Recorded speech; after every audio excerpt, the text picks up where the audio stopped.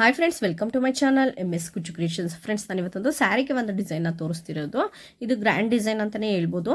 Colour combination ಬಂದು gold ಮತ್ತು silver colour ಕಾಂಬಿನೇಷನಲ್ಲಿದೆ. ಇಲ್ಲಿ ಸಿಲ್ವರ್ ಕಲರ್ ಬಂದು ಈ ರೀತಿ ಮಧ್ಯದಲ್ಲಿ ಬಾಡಿ ಕಲರ್ ಏನಿದೆ ಅಲ್ಲಿ ಮಧ್ಯದಲ್ಲಿ ಈ ರೀತಿ ಸಿಲ್ವರ್ ಡಿಸೈನ್ ಬಂದಿದೆ.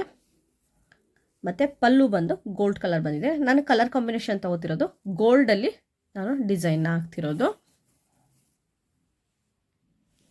ಮತ್ತು ಇದಕ್ಕೆ ಬಳಸ್ತಿರೋ ಬೀಡ್ ಬಂದು ನೋಡಿ, ಈ ರೀತಿ ರಿಂಗ್ ಬೀಡು, ಈ ರೀತಿ ಫ್ಲವರ್ ಬೀಡು, ಈ ರೀತಿ 2.5 mm ರೌಂಡ್ ಪ್ಲೇನ್ ಬೀಡು, ಗೋಲ್ಡ್ ಕಲರ್ ಬೀಡ್ ಏನು ಬರುತ್ತೆ ಈ ಬೀಡನ್ನ ತೊಗೊಂಡಿದ್ದೀನಿ. ಒಟ್ಟು ನಾನಿಲ್ಲಿ ಈ ರೀತಿ 3 ಬೀಡ್ಗಳನ್ನ ಯೂಸ್ ಮಾಡಿ ನಾನೊಂದು ಗ್ರ್ಯಾಂಡ್ ಡಿಸೈನ್ ತೋರಿಸ್ತಿರೋದು.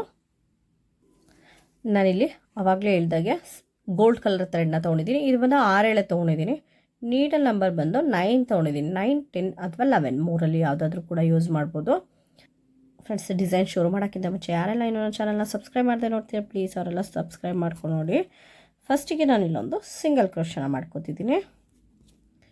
ಈ ರೀತಿ ಒಂದು ಸಿಂಗಲ್ ಕ್ರೋಶ.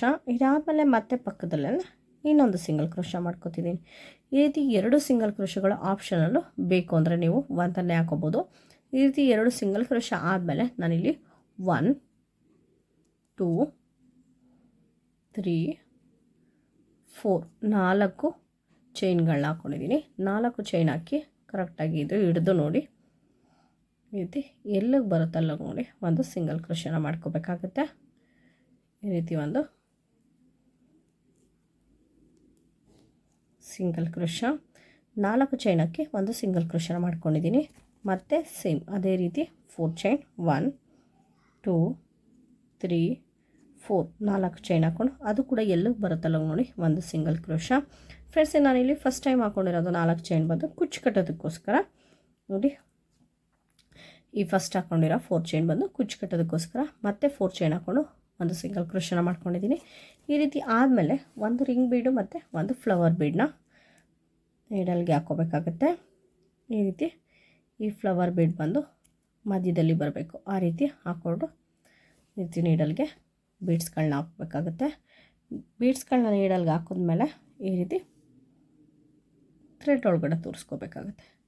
ಈ ರೀತಿ ಥ್ರೆಡ್ ಒಳಗಡೆ ತೋರಿಸಿ ಮತ್ತೆ ಬೀಡ್ ಲಾಕ್ ಮಾಡ್ಕೋತಿದ್ದೀನಿ.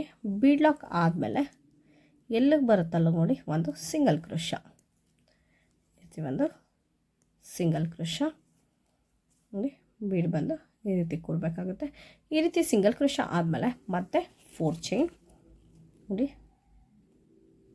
1, 2, 3, 4 ಚೈನ್ ಹಾಕಿ ಅದು ಕೂಡ ಎಲ್ಲಿಗೆ ಬರುತ್ತಲ್ಲ ನೋಡಿ ಒಂದು ಸಿಂಗಲ್ ಕ್ರೋಶ, ಒಂದು ಸಿಂಗಲ್ ಕ್ರೋಶ.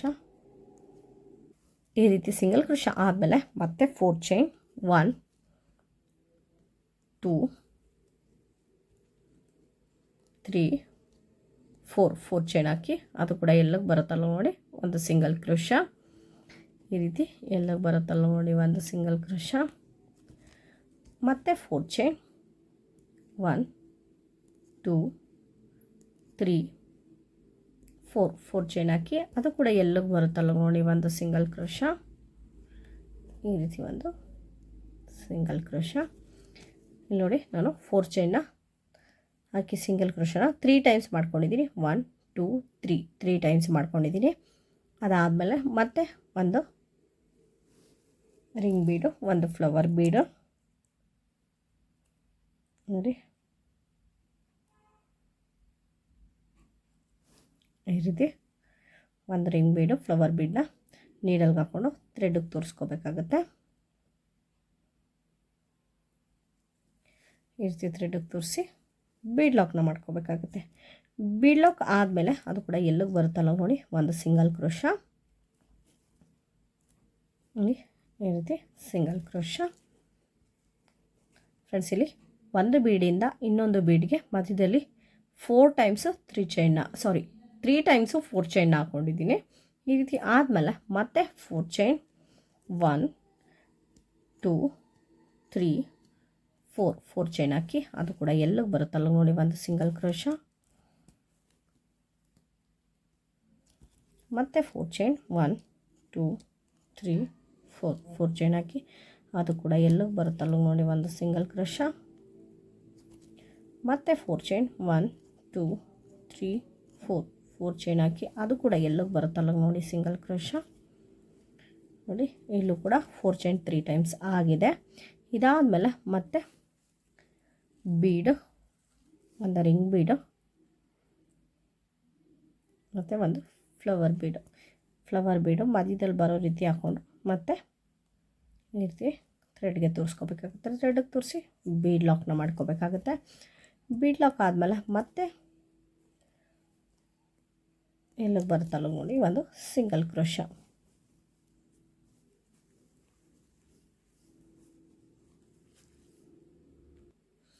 ಫ್ರೆಂಡ್ಸ್ ನಾನಿಲ್ಲಿ ನೋಡಿ ಒಂದಿಷ್ಟು ದೂರ ಹಾಕ್ಕೊಂಡಿದ್ದೀನಿ.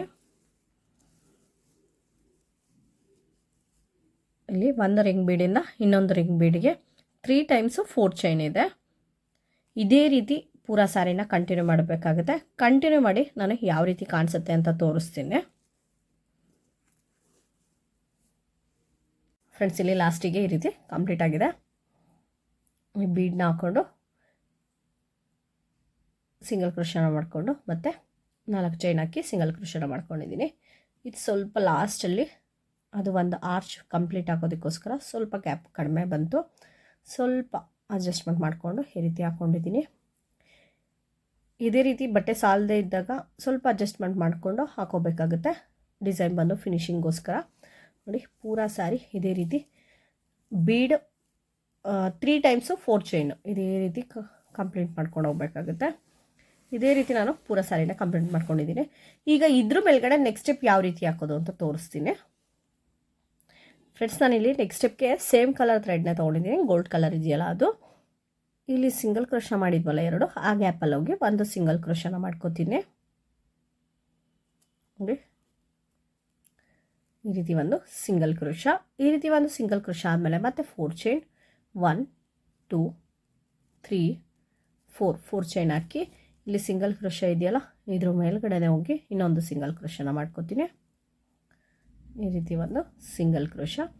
ಈ ರೀತಿ ಸಿಂಗಲ್ ಕ್ರೋಶ ಆದಮೇಲೆ ಸುಜಿ ಮೇಲೆ ಒಂದು ಸರಿ ಥ್ರೆಡ್ನ ತೊಗೊಂಡು ಈ ರಿಂಗ್ ಬೀಡ್ ಗ್ಯಾಪ್ ಏನಿದೆ ಇದ್ರೊಳಗಡೆ ಹೋಗಿ ಥ್ರೆಡ್ನ ತರಬೇಕಾಗುತ್ತೆ. ಥ್ರೆಡ್ ತಂದರೆ ನೋಡಿ ಈ ರೀತಿ 3 ಆಗುತ್ತೆ. 3ರಲ್ಲಿ 2ರಲ್ಲಿ ಒಂದು ಸರಿ 2ರಲ್ಲಿ ಒಂದು ಸರಿ ಈ ರೀತಿ ಒಂದು ಡಬಲ್ ಕ್ರೋಶ.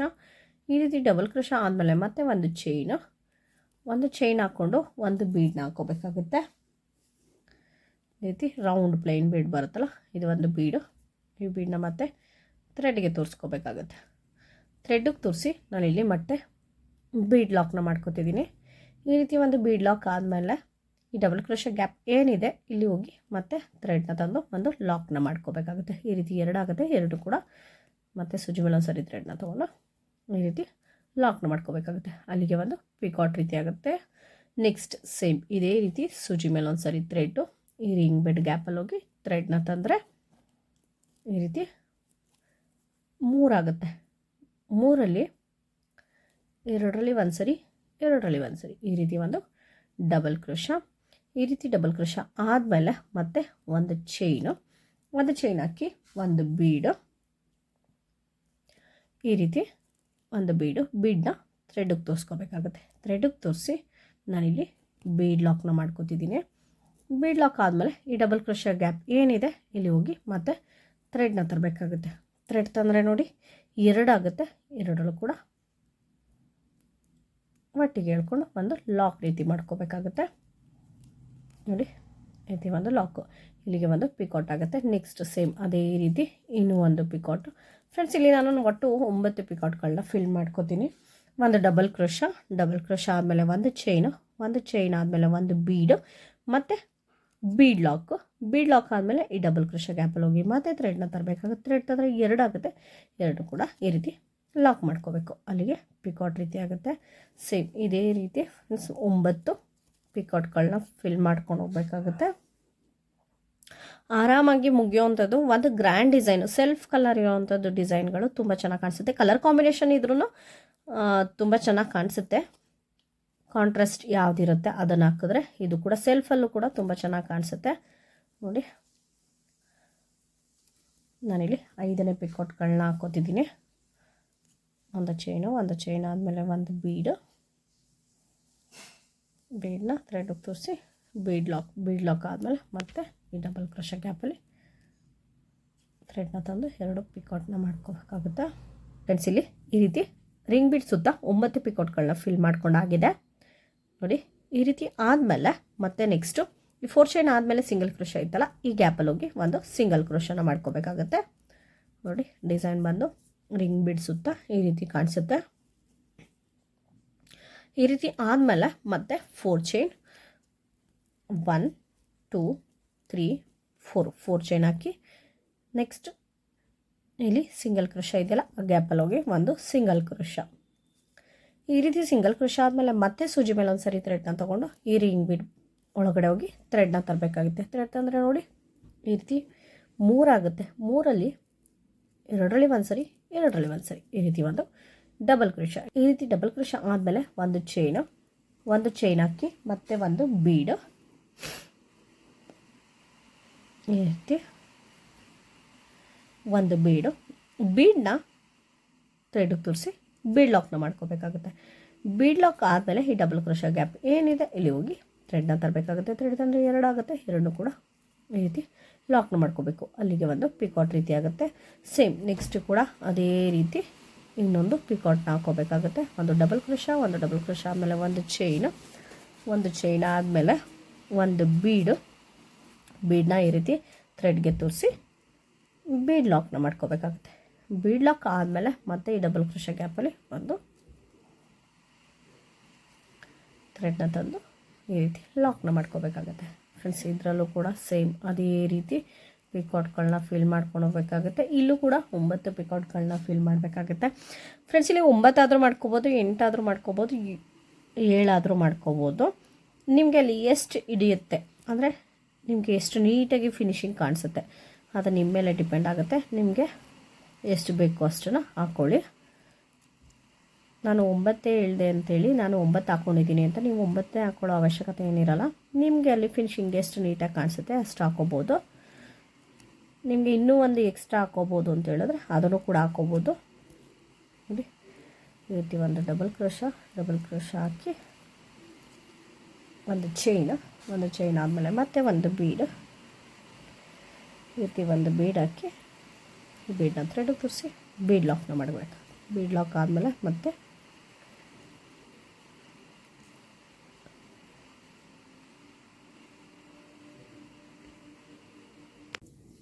ಫ್ರೆಂಡ್ಸ್ ಇಲ್ಲಿ ಈ ರೀತಿ ರಿಂಗ್ ಬೀಡ್ ಸುತ್ತ 9 ಡಬಲ್ ಕ್ರೋಶಗಳನ್ನ 9 ಪಿಕಾಟ್ಗಳನ್ನ ಫಿಲ್ ಮಾಡ್ಕೊಂಬರ್ತೀವಿ. ಇದೇ ರೀತಿ ಪೂರಾ ಸಾರಿನ ಕಂಟಿನ್ಯೂ ಮಾಡಬೇಕಾಗುತ್ತೆ. ಕಂಟಿನ್ಯೂ ಮಾಡಿ ಈ 4 ಚೈನ್ ಗ್ಯಾಪ್ ಏನಿದೆ ಇಲ್ಲಿ ಕುಚ್ಚು ಕೂಡ ಕಟ್ಟಿ ಯಾವ ರೀತಿ ಕಾಣಿಸುತ್ತೆ ಅಂತ ತೋರಿಸ್ತೀನಿ.